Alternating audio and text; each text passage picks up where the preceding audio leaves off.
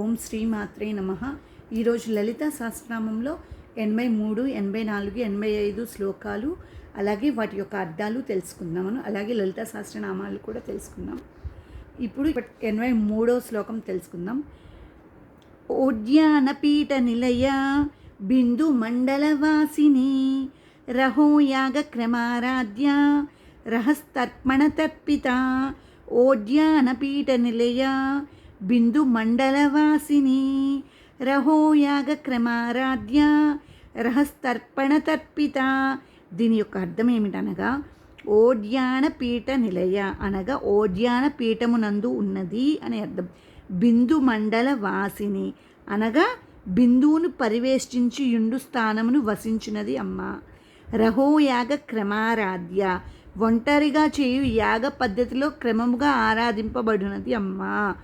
రహస్తర్పణ తర్పిత రహస్యముగా చేయు తర్పణములచే తృప్తి చెందున్నది అమ్మ అని అర్థం.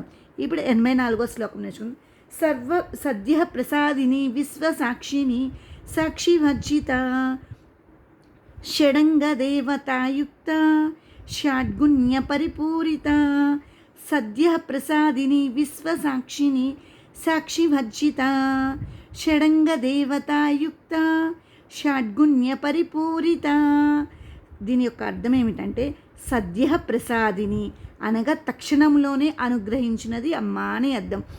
విశ్వసాక్షిని విశ్వములోని కృత్యములకు ఒకే ఒక సాక్షి అమ్మ. సాక్షి వర్జిత అంటే సాక్షి లేనిది.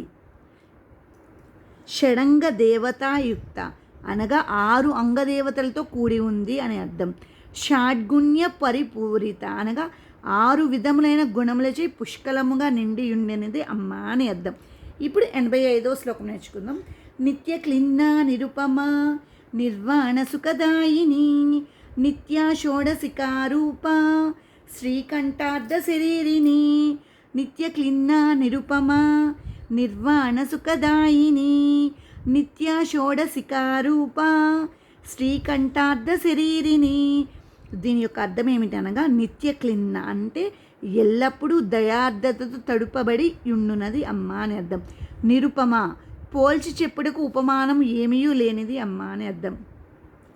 నిర్వాణ సుఖదాయిని అనగా సర్వ నివృత్తి రూపమైన బ్రహ్మపద ప్రాప్తి లేక మోక్ష సంబంధమైన ఆనందమును ఇచ్చినది అమ్మ అని అర్థం. నిత్య షోడశికారూప నిత్యా దేవతలుగా నున్న 16 కళల రూపము అమ్మ.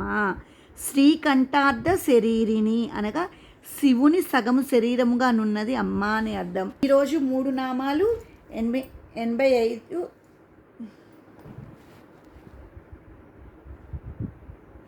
84, 85 నేర్చుకున్నాం. ఇప్పుడు 86 నేర్చుకుందాం.